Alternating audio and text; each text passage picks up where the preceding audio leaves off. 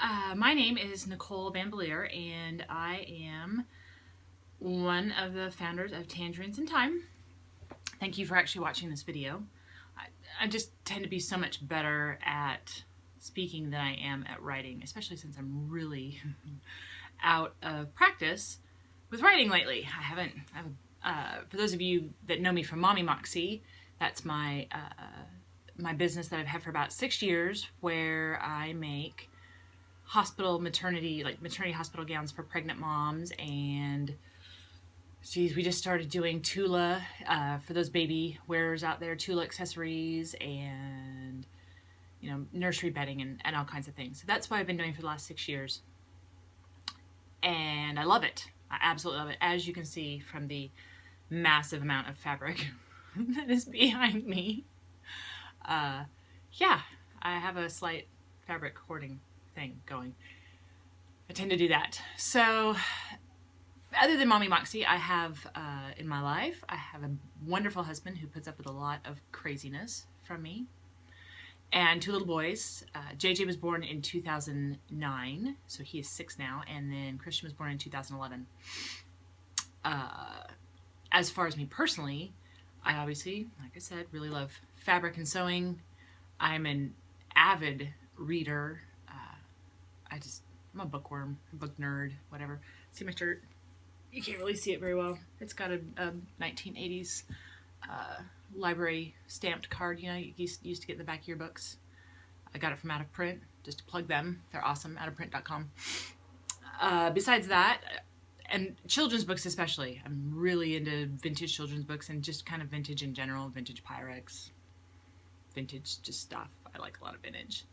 Also, you can see there's a whole bunch of, ooh, right there.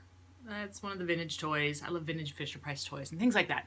I also really love my coffee in the morning. My husband was so kind as to go get me some Starbucks this morning. He's so sweet.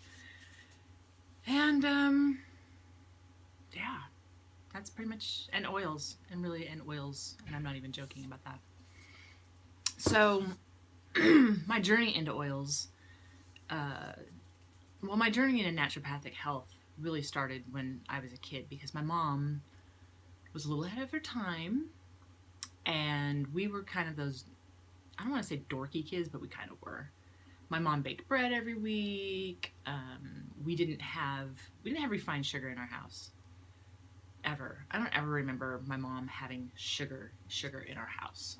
It was some, agave or dextrose or maple syrup or something that was a different sweetener. We just didn't have it. We didn't do refined grains. I never even knew what Wonder Bread was until I went to junior high. I just really had no idea. My mom, like I said, baked bread every week. We didn't do a lot of dairy. My mom thought we had allergies, which my mom is probably going to slap me after seeing this. Sorry, Mom. So we didn't do, cheese and things. If you've ever had a pizza without cheese, yeah. We didn't eat out a whole lot. And then we didn't ever really see doctors, like MDs, a whole lot in our lives. We saw naturopaths or, some kind of doctor that wasn't the type that was going to prescribe a bunch of antibiotics. And for that reason, we weren't on a lot of antibiotics as kids. I can remember only going to an MD 3 or 4 times. Once was for Impetigo in the 2nd grade. That's the one I really remember, because I was playing with the kid's Rubik's Cube. Hello, baby's child. And got Impetigo right here on my chin when I was a kid. So we weren't exposed to a lot of antibiotics and such. And all throughout high school, I played a lot of sports, because you don't get to be almost 6 feet tall and not play sports, especially in my family. Thanks, Dad. And even when I went to college, I was really active and played a lot of volleyball and softball, and we'd go shoot hoops and do whatever else. And I never really gained that freshman 15, and I didn't really eat a lot of junk food, except for Breyer's ice cream. I did have a slight fascination with that, as my roommates and I would sit around and watch Quantum Leap, which totally just dated me. The reruns, but still. So fast forward, I kind of got off of that track for a little bit. I moved out, wasn't living with my parents anymore, and started eating a lot more processed food, a lot more soda, a lot more alcohol. And I could feel the change in my diet. It wasn't until I started working at a place called the Arizona School for Massage Therapy, which obviously was a massage therapy school, but it had a really terrific curriculum that focused on natural health. I think one of the biggest things that I picked up there was just how everything was interconnected. But not only that, part of the students' program was that they had to go work at the clinic. And so they encouraged the staff to come in and you got massages for free. So that's when I really started utilizing massage therapy. And I was dating a chiropractor at the time, so I was getting adjusted all the time for free. And that's when my health really started to pick back up. And it was just amazing. Well, and at that point, I actually had somebody introduced me to an essential oil. And now this is going to bug me because I don't know where the bottle went.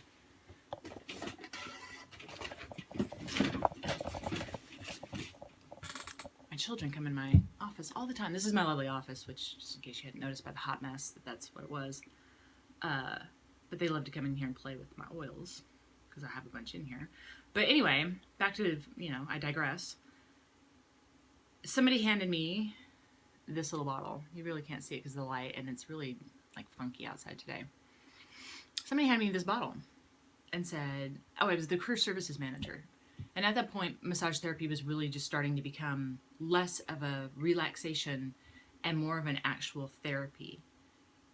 So I had all these spas coming in from all over the United States wanting our graduates because they were so well trained. And it was a little stressful. Also because we had the top placement in the whole entire series of colleges too. Our graduates tended to get the better jobs, and it was a little stressful. And somebody handed me this bottle, which Arizona School of Massage Therapy is a sister college to the Utah College of Massage Therapy, which is where Young Living is based out of. I believe it's Lehigh. Is it Lehigh? No, maybe Lehigh. One of the highs. And somebody said, just smell it. Whenever you get really stressed, just inhale. And I would, and I was like, wow, this relaxes me. This is really amazing. And as you can see, this is a very battered bottle. It got stuck in a box. One of the many moves that I had at that point in my life, I stuck it in my treasure box and forgot about it.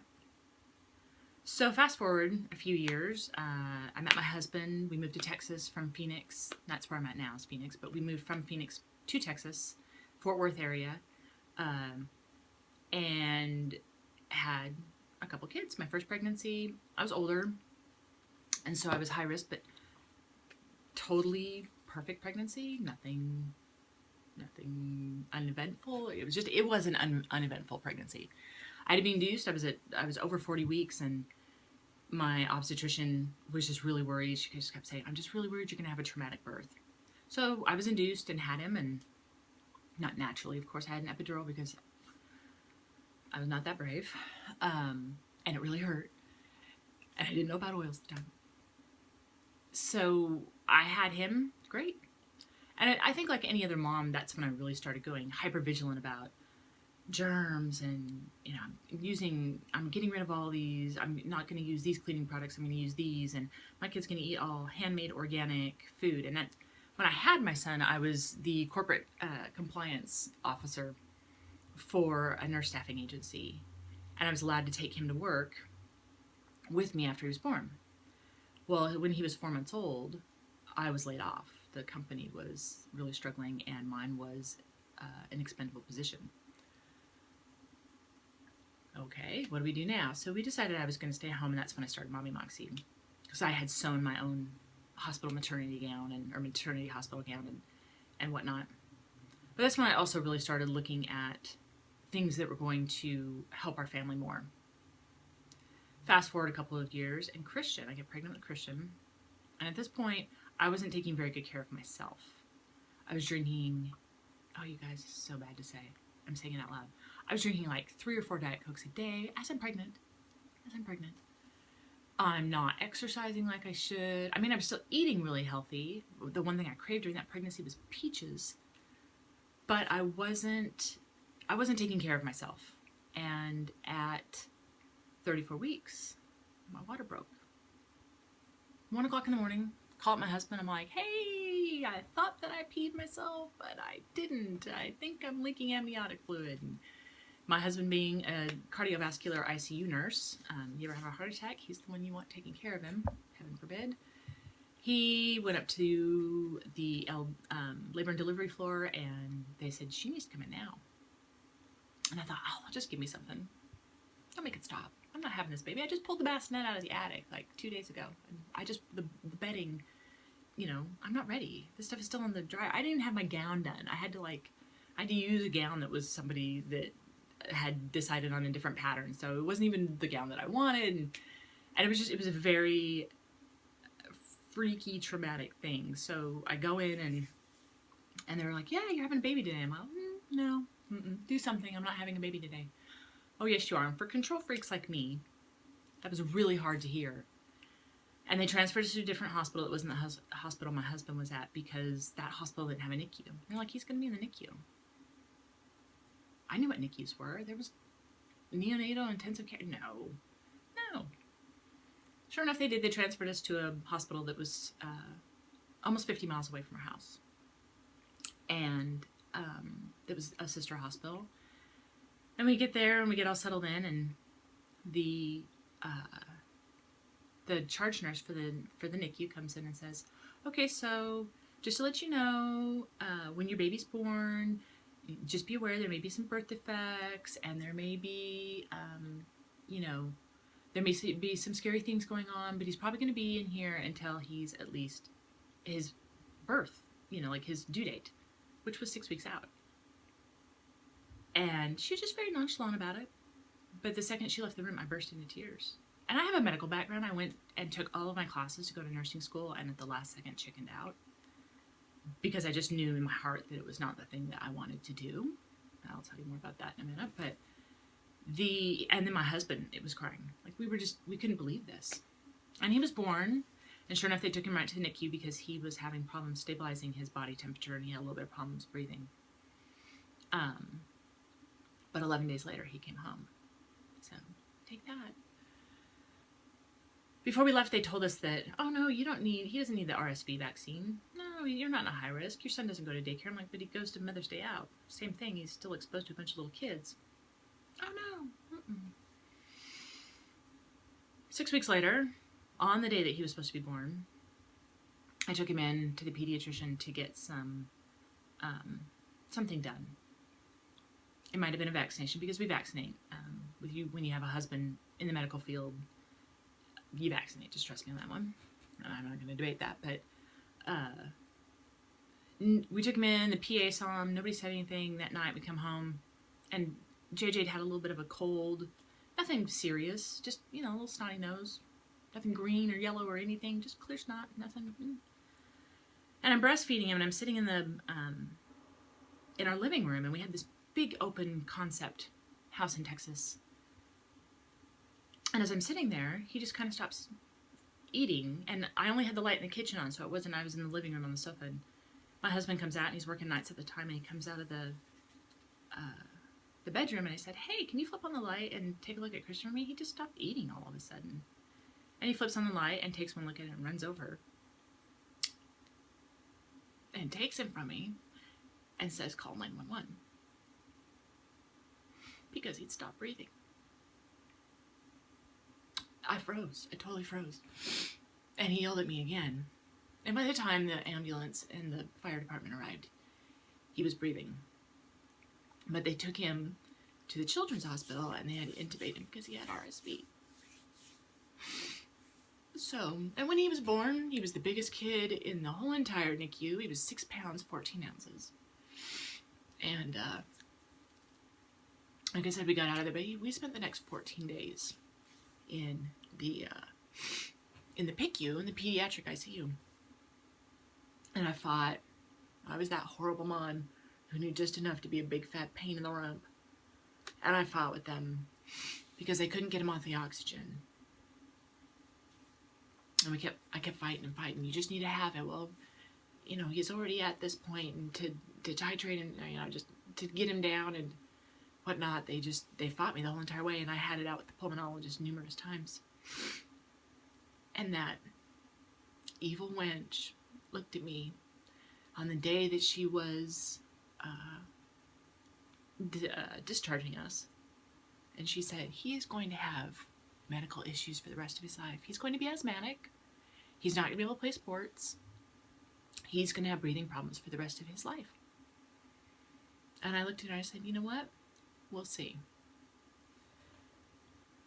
When we were in Fort Worth, we had an amazing pediatrician. So I went in to go see him a few days after that, because of course the day that Christian was discharged, I tried to die. I hemorrhaged because the on-call OB at the hospital where I delivered left a big chunk of placenta in me, you know, and then tried to, you know, still get money from us. But anyway, I digress. So it was the following week, and I was still pretty weak and upset and kind of a hot, you know, postpartum mess. And our pediatrician said, look, not only do I have experience with this as a pediatrician, but I have personal experience with this. And he goes, and everything that she told you does not have to be true. He said, the first thing you need to do is you need to go eliminate all the toxic chemicals, candles, scent warmers, wall plug-ins, anything that you have in your home that is an asthmatic or a respiratory trigger. It needs to go. He's like, your cleaning chemicals, even if they are, you know, baby approved, they need to go. So he says you need to start using baking soda and vinegar and essential oils.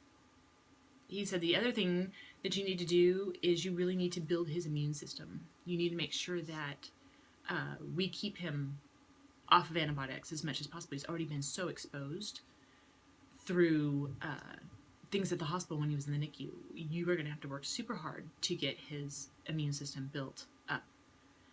And that means probiotics, healthy food, limiting, for him it was limiting dairy. We already knew that he was having problems with, whenever I had dairy, that he was having issues with it. He had a sensitivity, and so he kind of outlined a thing, and it was really overwhelming at first. He said, don't worry about it. You don't have to do this all at once. And that was where we began. I started with all the cleaners and whatnot, and I went out and bought some oils from Sprouts. Because I didn't know, we didn't say, hey, by the way, there's a difference. There's a difference. There's a huge difference. Because, you know, a bunch of that synthetic fillers on a lot of those. But, so that's where I started. And at this point, I had known Diana for a little bit because I was like a crazy stalker. And if you've not read her story, go to dianawrote.com and look up Caden, which was her son. I met Caden. Oh, my notifications keep going off. I had met Caden, and I had kept in contact with her after he passed away. And she had brought up that she had a friend that was talking to her about Young Living essential oils. I'm like, Young Living, why do I know that name? Why do I know that name? And I'm like, oh, it's a multi-level marketing company? Whatever. And so we'd totally sit there and poke fun at multi-level marketing. I know, right? And in the meantime, I kept thinking, why do I know that name? And I went back and I started searching through stuff, and I found this bottle. And I opened it up and I'm like, whoa, that smells so completely different than the stuff that I have sitting out right now. So it must have gone bad. And then then Diana had posted something on her blog, and she was like, oh yeah, you know, you don't have to get the premium starter kit. You can totally just get the basic kit. And I thought, I just ordered $150 worth of oils from Vitacost. I am not forking out another big chunk of change on oils that is just paying for somebody's commissions or whatever. I'm not doing it. So I got the diffuser, and it came with some sample packets that look like, I don't know, I have some in here somewhere. Like when you get your starter kit, they look like this. So here's a lavender, and I got this little packet of lavender. I was like, oh, well, I'm kind of curious. Open it up, smell it. So brand new bottle, or brand new sample. Bottle from 2002, maybe 2003. You guys, they smelled almost exactly the same. And that's when I knew. That was one of my big selling points right there. The smell was so much more concentrated, so much of a deeper, richer smell that I pretty much right then and there stopped using all of the other ones that I had bought. I definitely stopped using them topically. Definitely stopped using them. I wasn't ingesting at that point, but I wasn't even diffusing them as much. Like if I needed to scent something, that's when I was using it. And I just started buying that, and I haven't looked back. It was one of the best decisions that I made for my family. So that was in, so December 2013 was when she first started. November or December of 2013 was when she first started talking to me about it. And I got my kit in January. We have not been to see an MD, or a DO for that matter, because we don't see MDs, we see DOs, since December of 2013. That was the last respiratory issue that Christian had. John's just always been super healthy. He kind of sucked my immune system out, and I've been normally pretty healthy. We just haven't had to go get anything because we've worked really hard to build up our immune system. And I know that these oils are playing a huge, huge part in that. We use them every single day. I have them all over my house, literally all over my house. I have them in 6 different places in my house. I have them in my bathroom. I have them on